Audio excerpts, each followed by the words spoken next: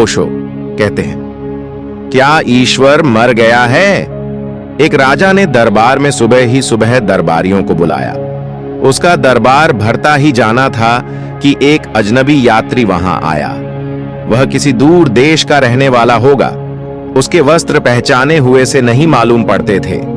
उसकी शक्ल भी अपरिचित थी, लेकिन वह बड़े गरिमाशाली और गौरवशाली व्यक्तित्व का धनी मालूम होता था।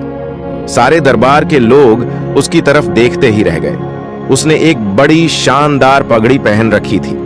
वैसी पगड़ी उस देश में कभी नहीं देखी गई थी।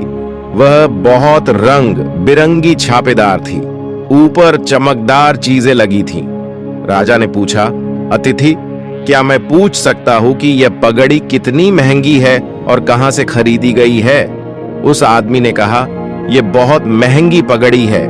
1000 स्वर्ण मुद्रा मुझे खर्च करनी पड़ी है। वजीर राजा की बगल में बैठा था, और वजीर स्वभाव चालाक होते हैं, नहीं तो उन्हें कौन वजीर बनाएगा?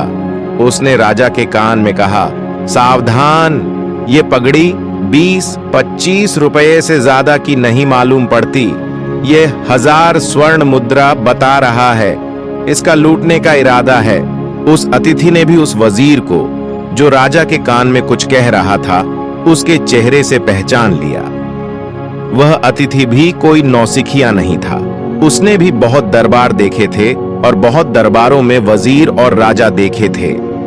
वजीर ने जैसे ही अपना मुंह राजा की कान से हटाया, वह नवांग तुक बोला, क्या मैं फिर लौट जाऊं?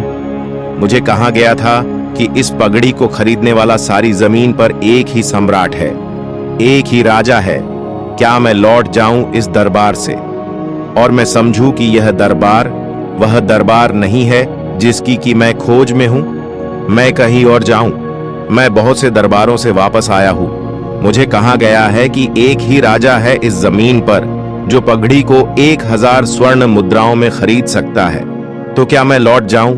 क्या यह दरबार वह दरबार नहीं है? राजा ने कहा, 2000 स्वर्ण मुद्रा दो और पगड़ी खरीद लो। वजीर बहुत हैरान हुआ। जब वजीर चलने लगा तो उस आए हुए अतिथि ने वजीर के कान में कहा, मित्र, you may be knowing the price on of the turban, but I know the weaknesses on of the king. तुम जानते हो कि पगड़ी के दाम कितने हैं, लेकिन मैं राजाओं की कमजोरियां जानता हूं। पादरी, पुरोहित और धर्मगुरु ईश्वर को तो नहीं जानते हैं, आदमी की कमजोरियों को जानते हैं, और यही उनसे खतरा है। उन्हीं कमजोरियों का शोषण चल रहा है। आदमी बहुत कमजोर है और बड़ी कमजोरियां हैं उसमें। उसकी कमजोरियों का शोषण हो रहा है। स्मरण रखे, जो परमात्मा की शक्ति को जानता है उसके लिए जमीन पर कोई कमजोरी नहीं रह जाती, और जो परमात्मा को पहचानता है उसके लिए शोषण असंभव है। ओशो नमन। तो दोस्तों, वीडियो कैसी लगी? वीडियो अच्छी लगे तो लाइक करें, शेयर करें और चैनल को सब्सक्राइब करें। आपका कीमती समय देने के लिए शुक्रिया।